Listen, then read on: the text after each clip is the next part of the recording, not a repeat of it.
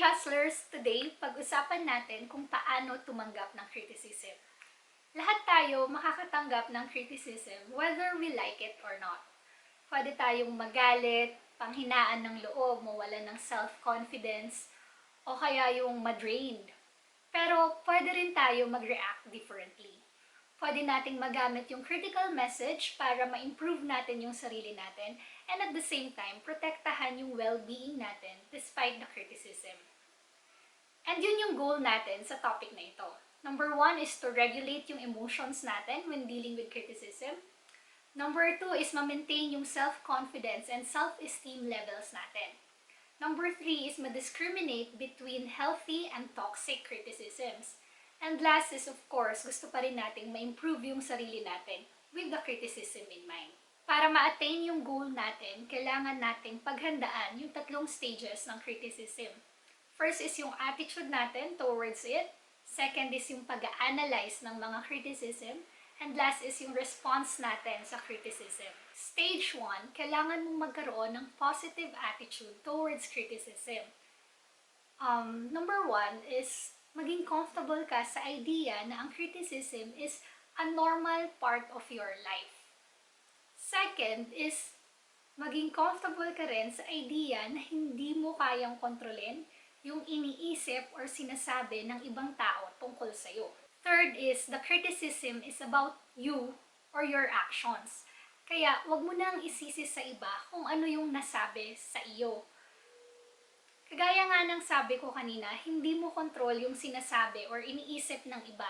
Kaya wag mo nang pag-aksayahan ng oras na isipin kung bakit nila yun sinabi sa iyo or kung sino yung nagsabi nun tungkol sa iyo or ano yung motivations nila, ano yung background nila. Kasi kung gagawin mo yun para sa lahat ng may masasabing hindi maganda sa'yo, baka masayang lang yung oras mo. And number 4 is tandaan mo na hindi ikaw yung mga mistakes mo. It's okay, you're not perfect, pero at the same time, do not demand perfection from others. Hindi rin sila yung mistakes nila. Pareho lang tayo na pwedeng magkamali. Stage 2 is analysis of the criticism. Para maging beneficial sa'yo yung criticism, kailangan i-analyze mo yung feedback. Yung feedback ha, hindi yung tao. And paano mo ba ito magagawa? Number 1, hayaan mong matapos muna yung sinasabi nung kausap mo bago ka mag-react. Pakinggan mo muna lahat. Gather all data first. Second is, i-clarify mo kung may hindi ka naiintindihan. Halimbawa, tapos na magsalita yung kausap mo, tapos na niyang sabihin yung feedback niya tungkol sa iyo. Huwag ka munang mag-react agad. Like, let silence be there for a few seconds. Kasi minsan may idadagdag pa sila dyan eh. Pag hindi mo talaga naiintindihan kung ano ba talaga yung feedback, i-clarify mo na. Ask questions. Third is, tandaan mo na pwedeng iba yung ibig sabihin nung kausap mo sa sinasabi nila. Kasi nga, hindi tayo perfect eh. Hindi lahat ng tao capable mag-deliver ng message nila properly. Focus on content, hindi dun sa pag-deliver ng tao. Kasi minsan, pangit lang mag-deliver eh. Pero, yung sinasabi niya, may sense naman. Parang regalo yan. Diba yung regalo, minsan maganda yung regalo niya, pero ang pangit ng cover. So, focus dun sa content. Next is, kailangan mong mag-decide kung justified ba or hindi justified yung criticism. Ano ba yung characteristics ng justified criticism? Number 1, dapat specific siya. Para ma-actionan mo kasi alam mo kung ano talaga yung concern. Second is dapat yung sinasabi niya is kayang mabago or kayang gawa ng paraan. Kasi kung hindi, anong gagawin nyo? Di na pala mababago yun. Basically, at the end of the day, dapat makatulong yung sinabi nila para ma-improve yung situation or yung tao na nakatanggap ng criticism. Opposite ng justified criticism, syempre, is yung unjustified. Ito yung general yung concern, kaya hindi mo magawa ng paraan. Or malabo. hindi mo alam kung ano yung a-actionan mo. Or minsan, yung feedback nila is tungkol sa isang bagay na permanent na hindi na magagawa ng paraan. Example ng gantong mga comments is, di mo maintindihan, lalaki ka kasi, or babae ka kasi, or matanda ka kasi. Kung ganun yung feedback sa'yo, parang, anong magagawa mo? Anong magagawa ko? Babae ako, alangan namang palitan ko yun, di ba? Yung pagiging hindi specific, minsan nakaka-apekto yung kultura doon. Halimbawa, tayong mga Pinoy, may tendency na paligoy-ligoy kausap, lalo na kung negative feedback or sa tingin natin, nakaka-offend yung sasabihin natin. Or pag hindi tayo sumasang-ayon sa kausap natin. Kaya, pag ganun, pwedeng i-clarify mo lang kung ikaw yung binibigyan ng feedback. Halimbawa ako dati sa team ko, gusto kong pumunta sa dagat para sa Christmas party namin. And ang feedback ng team is masyado daw magastos or masyadong matrabaho yun.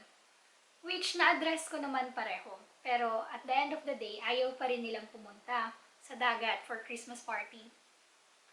Basta ayaw nila. So at that point, para sa akin, napaka-unjustified nung reason na yon na basta ayaw nila. Kasi hindi ko magawa ng paraan yun masyadong malabo. Pero ayun, tinry ko pa rin i-clarify yung issue and nahukay naman. Kaya pala ayaw nilang pumunta sa dagat is kapag sa dagat kami nag-Christmas party, meron kaming member na hindi makakasama. And yun yung ayaw nila. Gusto nila, kompleto kami para sa Christmas party. At that point, parang, justified na yung reason nila kung bakit ayaw nila pumunta sa dagat. So, huwag kang basta-basta mag-label ng criticism as unjustified kapag hindi specific or hindi clear. Ask questions lang para ma-clarify and para maintindihan mo talaga kung ano yung gusto nilang sabihin. And then, kapag na-analyze mo na yung mga feedback sa iyo or sa ginawa mo, i-prioritize mo kung ano doon yung gusto mong aksyonan or i-address. Kasi, hindi lahat ng sasabihin sa iyo ng ibang tao kailangan mong pansinin. Hindi lahat kailangan mong gawa ng paraan. I-prioritize mo ano doon yung pinaka makakatulong sa'yo or pinaka may halaga sa buhay mo. And yun muna yung solusyonan mo, lalo na kung importante sa'yo. Kung hindi, pwede namang huwag mo na lang pansinin. Last stage of criticism is yung response mo dito. Largely dependent yung response mo sa attitude mo and sa pagkaka-analyze mo ng criticism. Kaya mahalaga na paghandaan mo at gawin mo yung stages 1 and 2. Sa response, i-acknowledge mo yung criticism. I-validate mo yung naramdaman ng other person tungkol dun sa ginawa mo or sa iyo. Hindi ibig sabihin na ina-acknowledge mo yung criticism is sumasang-ayon ka na dun. Ina-acknowledge mo lang yung karapatan nila sa opinion nila. And at the same time, may karapatan ka rin na iba yung opinion mo sa opinion nila.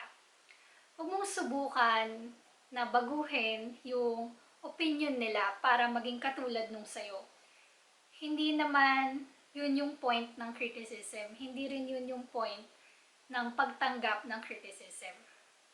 Kung sa tingin mo, sobrang unjustified ng criticism nila, pwede kang mag-present ng facts para sabihin yung opinion mo. Mag-offer ka ng different na point of view sa pinapakita ng other person. Pero, i-offer mo lang as a different perspective. Hindi mo kailangang kumbinsihin sila or siya na maniwala or pumanig sa side mo. Pwede ka rin sumang-ayon partially or entirely doon sa critic mo kung sa tingin mo parang may point yung sinasabi nila. Lastly is pasalamatan mo yung critic mo. Lalo na kung directly siya nagsabi sa'yo ng feedback. Kasi, ibig sabihin nun, hindi siya naninira lang sa'yo. Kasi kung naninira lang siya, hindi niya sa'yo yun sasabihin. Sa kung sino-sinong tao, pwera lang sa'yo. Alam nyo, oo, mahirap tumanggap ng criticism. Pero actually, mahirap din magbigay nito. Lalo na kung alam mo na negative feedback yung ibibigay mo. Wala namang tao na gustong makasakit intentionally.